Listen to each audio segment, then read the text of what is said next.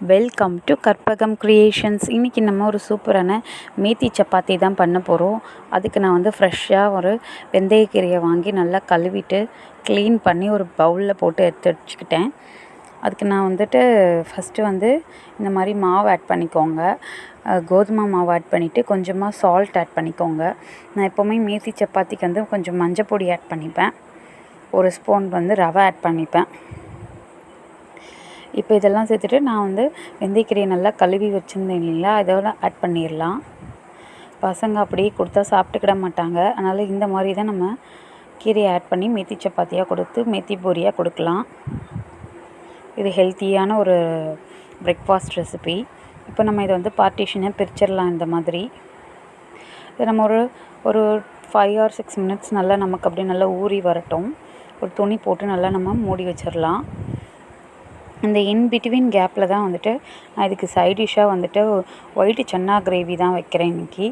அதுக்கு டேஸ்ட் அல்டிமேட்டாக இருக்கும். மேத்தி சப்பாத்தி மேத்தி பூரிக்கெல்லாம் வந்துட்டு ஒயிட் சன்னா கிரேவி சூப்பராக இருக்கும். இப்போது வந்துட்டு நம்ம அதை ரெடி பண்ணோன்னே இப்போ இதை திரட்ட ஆரம்பிச்சிடலாம். இப்போ இந்த மாதிரி நல்லா ரவுண்ட் ஷேப்பில் திரட்டிக்கோங்க. திரட்டி தவாவில் போட்டு லைட்டாக எண்ணெய் ஆயில் ஆட் பண்ணிக்கோங்க. ஏன்னா நம்ம திரட்டும் போதே உள்ளே வந்துட்டு மடிப்புக்கு நிறைய யூஸ் பண்ணுவோம். இப்போ லைட்டாக யூஸ் பண்ணாலே நமக்கு போதும். நமக்கு நல்லா சாஃப்டாக இருக்கும், லேயர்ஸாக வரும். பாருங்கள், பார்க்கவே நல்லா சூப்பராக வந்திருக்கு பாருங்கள் மேத்தி சப்பாத்தி. இதை நம்ம ஹாட் பேக்கில் போட்டு வச்சிடலாம். இப்போது நான் எப்படி உங்களுக்கு திரட்டுறதுன்றதை காட்ட போகிறேன். நெக்ஸ்ட்டு அதே மாதிரி திரட்டி வச்சுருந்ததை உங்களுக்கு தவாவில் போடுற காமிக்கிறேன் பாருங்கள். இப்போது நம்ம இந்த மாதிரி ஒரு பால் எடுத்துகிட்டு மாவில் டிப் பண்ணி நம்ம நல்லா திரட்டிக்கணும். நான் சொன்ன மெத்தடில் திரட்டினிங்கன்னா உண்மையாக சப்பாத்தி சாஃப்டாக இருக்கும், ஹார்டாக ஆகாது. ரொம்ப லேட்டாக எடுத்து சாப்பிட்டாலும் சாஃப்டாகவே இருக்கும். இந்த மாதிரி நம்ம ரவுண்ட் ஷேப்பில் நல்லா திரட்டி எடுத்துக்கலாம். இதுதான் ஒரு சப்பாத்திக்கான ட்ரிக்கே. இதில் நடுவில் வந்து நம்ம லைட்டாக ஆயில் அப்ளை பண்ணிக்கணும். இப்போ இது ஒரு மடிச்சுட்டு மறுபடியும் அப்ளை பண்ணிக்கணும். இப்போ அகைன் மடிச்சுட்டு நமக்கு தேவையான ஷேப்ஸில் நம்ம அதை வணக்கி எடுத்துக்கணும். அதாவது ரவுண்டுனா ரவுண்டு, ட்ரையாங்கல்னால் ட்ரையாங்கல், அந்த மாதிரி நம்ம அதை தேய்ச்சி எடுத்துக்க போகிறோம். இந்த மாதிரி தாங்க சப்பாத்தி சீக்ரெட்டே.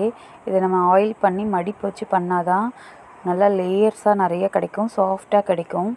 இப்போ நம்ம வந்து சர்வ் பண்ண போகிறோம் மேத்தி சப்பாத்தி கூட வந்துட்டு சன்னா கிரேவி.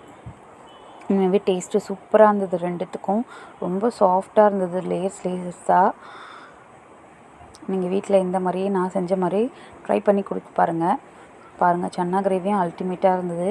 நான் நெக்ஸ்ட்டு வீடியோவில் அப்லோட் பண்ணுறேன். ஒயிட் சன்னா வச்சு எப்படி வந்துட்டு நீங்களும் வீட்டில் இந்த மாதிரி செஞ்சு கொடுத்து பாருங்கள். குட்டீஸ் கண்டிப்பாக மேத்தி சப்பாத்திலாம் லைக் பண்ணி சாப்பிட ஆரம்பிச்சிடுவாங்க. நீங்கள் என்னோடய வீடியோ பிடிச்சிருந்தால் லைக் பண்ணுங்கள், ஷேர் பண்ணுங்கள், சப்ஸ்கிரைப் பண்ணுங்கள். தேங்க்யூ ஃபார் வாட்சிங்.